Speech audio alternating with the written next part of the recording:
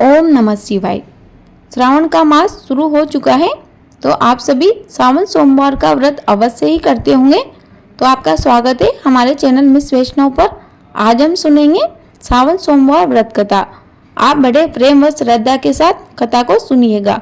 प्रेम से बोलिए शंकर भगवान की जय, पार्वती मैया की जय, सावन मास की जय। सावन सोमवार व्रत कथा के अनुसार एक नगर में बहुत बड़ा सेठ रहता था। उसके घर में अन्न धन यश कीर्ति की कोई कमी नहीं थी। उसका व्यापार देश विदेश में फैला हुआ था, परंतु उसकी कोई संतान नहीं थी, जिस कारण वह हर समय उसी चिंता में रहता था कि मेरे बाद इस कारोबार को कौन संभालेगा। बेचारी सेठानी भी बहुत दुखी थी। उस नगरी के लोग उन सेठ सेठानी से मुंह फेर लेते थे, उनका मुंह देखना अपशकुन मानते थे। वह सेठ भगवान शिव का बहुत बड़ा भक्त था।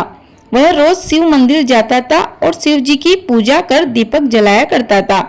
ऐसा करते हुए उस सेठ को कई दिन बीत गए। एक दिन जब पूजा करने मंदिर गया तो माता पार्वती जी शिव जी से बोली, महाराज, यह सेठ आपका बहुत बड़ा भक्त है, प्रतिदिन आपकी पूजा अर्चना करता है, परंतु फिर भी इसके चेहरे पर मानो बहुत उदासी प्रतीत होती है। आपकी इतनी भक्ति करने के पश्चात भी इसे किस वस्तु की कमी है, जिस कारण यह इतना दुखी रहता है। भगवान शिव मुस्कुराते हुए बोले, प्रिय, इसके पास खूब धन अन्न यश कीर्ति है, परंतु कोई संतान नहीं होने के कारण यह दुखी रहता है। पार्वती जी बोली, हे नाथ, आपके लिए तो कुछ भी असंभव नहीं है, आप ही इसे पुत्र प्रदान कर दीजिए। शिव जी बोले, हे प्रिय, जिस प्रकार से किसान जैसा बीज खेत में बोता है उसे वैसा ही फल मिलता है, ठीक उसी प्रकार इंसान जैसा कर्म करता है वैसा फल उसे भोगना ही पड़ता है। अर्थात सेठ अपने पूर्व जन्म के कर्म फलस्वरूप निसंतान है। पार्वती जी बोली, हे नाथ, यह आपकी प्रतिदिन सेवा पूजा करता है, आपको इसे पुत्र अवश्य देना चाहिए। यदि आप इस सेठ को पुत्र प्रदान नहीं करोगे तो इस मृत्यु लोक में आप पर कोई विश्वास नहीं करेगा, लोगों का आप पर से विश्वास उठ जाएगा। अतः आप मेरा आग्रह स्वीकार करें और इस सेठ को पुत्र प्रदान करें। भगवान शिव बोले, हे प्रिय, आप हट करती है तो मैं इस सेठ को पुत्र प्राप्त होने का वरदान देता हूँ, परंतु वह पुत्र केवल 12 वर्ष की आयु ही पूर्ण करेगा, जिसके पश्चात वह मृत्यु को प्राप्त हो जाएगा। ये सारा वृत्तांत सेठ मंदिर में छुपकर सुन रहा था, इसीलिए उसे पुत्र प्राप्ति की ना तो खुशी हुई ना ही दुख हुआ। वह भले के भांति ही पूजा पाठ करता रहा। 9 महीने बाद सेठ के घर एक सुंदर पुत्र पैदा हुआ। सारा नगर व रिश्तेदार खुशियां मना रहे थे, परंतु सेठ पर कोई प्रभाव न पड़ा। वह ज्यों का त्यों अपने कर्म में व्यस्त रहा, क्योंकि उसे मालूम था कि यह खुशियां कुछ दिनों की मेहमान है। अब धीरे धीरे सेठ का पुत्र बड़ा होने लगा। 1 वर्ष पूर्ण हुआ, 2 वर्ष पूर्ण हुए, यानी वह सेठ का पुत्र 9 वर्ष का हो गया तो सेठानी बोली, आप अपने पुत्र का विवाह कर दीजिए। लेकिन सेठ ने मना कर दिया और कहा, अभी मैं इसे गुरुकुल विद्या अध्ययन के लिए भेजूंगा, जब यह शिक्षा ग्रहण कर लेगा तब इसका विवाह करेंगे।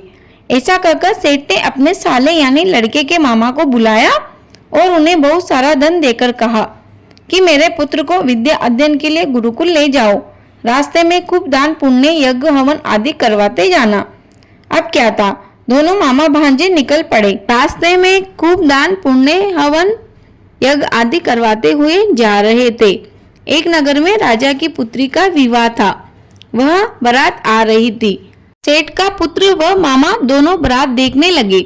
उस बारात में दूल्हा एक आंख से काना था, तो दूल्हे के पिता को बड़ी चिंता थी कि कहीं दूल्हे को देखकर राजकुमारी विवाह से मना ना कर दे। इतने में उस राजा की दृष्टि उस सेठ के पुत्र पर पड़ी।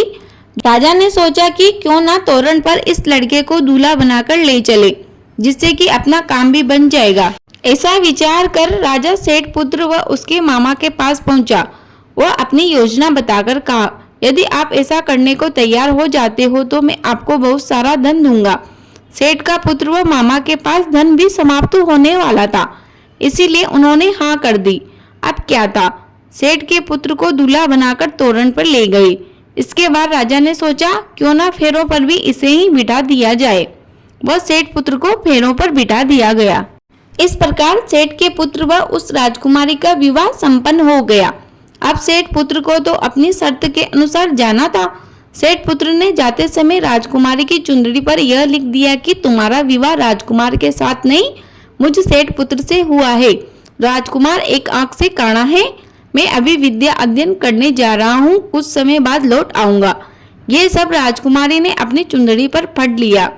जब विदाई का समय आया तो राजकुमारी ने जाने से मना कर दिया और अपने पिता को सारी बात बता दी, यानी बारात खाली हाथ वापस लौट गई। राजकुमारी अपने पिता के घर रहने लगी। उधर सेठ का लड़का व उसका मामा गुरुकुल पहुंच गए। वहां जाकर उन्होंने यज्ञ करना आरंभ कर दिया और लड़के ने पढ़ना शुरू कर दिया। जब लड़के की आयु 12 वर्ष की हो गई तब एक दिन उन्होंने यज्ञ रच रखा था। उस लड़के ने अपने मामा से कहा, मामा जी आज मेरी तबीयत कुछ ठीक नहीं है। मामा ने कहा, अंदर जाओ और सो जाओ। लड़का अंदर जाकर सो गया और थोड़ी देर में उसके प्राण निकल गए। जब उसके मामा ने आकर देखा तो वह मुर्दा पड़ा था, तो उसको बड़ा दुख हुआ और उसने सोचा कि मैं अभी रोना पीटना मचा दूंगा तो यज्ञ का कार्य अधूरा रह जाएगा। अतः उसने जल्दी से यज्ञ का कार्य समाप्त कर ब्राह्मणों को घर जाने के पश्चात रोना पीटना आरंभ कर दिया। संयोगवश उस समय शिवजी महाराज व पार्वती जी उधर से जा रहे थे। जब उन्होंने जोर जोर से रोने पीटने की आवाज सुनी तो पार्वती शिवजी को आग्रह करके उनके पास ले गई और सुंदर लड़के को मरा हुआ देखकर कहने लगी, महाराज यह तो वही सेठ का लड़का है जो आपके वरदान से पैदा हुआ था। शिवजी ने कहा, पार्वती जी इसकी आयु इतनी ही थी, सो यह भोग चुका है। पार्वती जी ने कहा, महाराज कृपा करके इस बालक को और आयु दे दो, नहीं तो इसके माता पिता तड़प तड़प कर मर जाएंगे। पार्वती जी के इस प्रकार के बार बार आग्रह करने पर शिवजी ने उसको वरदान दिया और शिवजी महाराज की कृपा से वह लड़का जीवित हो गया। शिव पार्वती जी कैलाश चले गए। तब वह लड़का और उसका मामा उसी प्रकार यज्ञ करवाते हुए अपने घर की तरफ चल पड़े और रास्ते में उस शहर में आए जहाँ उस लड़के का विवाह हुआ था। वहां पर आकर जब उन्होंने यज्ञ आरंभ कर दिया तो लड़के के ससुर ने उसको पहचान लिया और अपने महल में लाकर उसकी बड़ी खातिर की। साथ ही बहुत सारा धन एवं दासियों सहित बड़े आदर व सत्कार के साथ अपनी लड़की व जमाई को विदा किया। जब वह अपने शहर के निकट आए तो उसके मामा ने कहा, पहले मैं तुम्हारे घर जाकर खबर कर आता हूँ।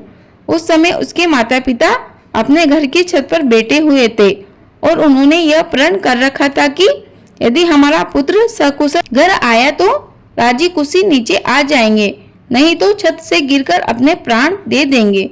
इतने में उस लड़के के मामा ने आकर सारा समाचार दिया कि उसका पुत्र आ गया है, परंतु उसको विश्वास न आया। तब उसके मामा ने शपथ पूर्वक कहा कि आपका पुत्र अपनी पत्नी सहित बहुत सारा धन लेकर आया है। तो उस सेठ ने बड़े आनंद के साथ उनका स्वागत किया और वह अपनी पत्नी पुत्रवधू व पुत्र के साथ बड़ी प्रसन्नता से रहने लगा।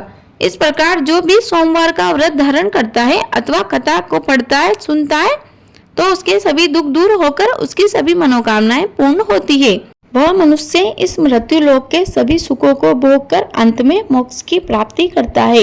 यह कथा यही समाप्त होती है। कथा अधूरी रही हो तो पूरी कर जो, पूरी हो गई हो तो मान कर जो। प्रेम से बोलिए शंकर भगवान की जय, माता पार्वती की जय।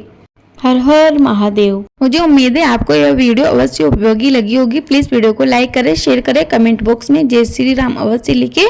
यदि अभी तक आपने हमारे चैनल को सब्सक्राइब नहीं किया है तो प्लीज हमारे चैनल को सब्सक्राइब कर लीजिए, जिससे कि आने वाली वीडियो का नोटिफिकेशन आपको सबसे पहले मिले। जय श्री राधे कृष्ण। आपका दिन शुभ हो। धन्यवाद।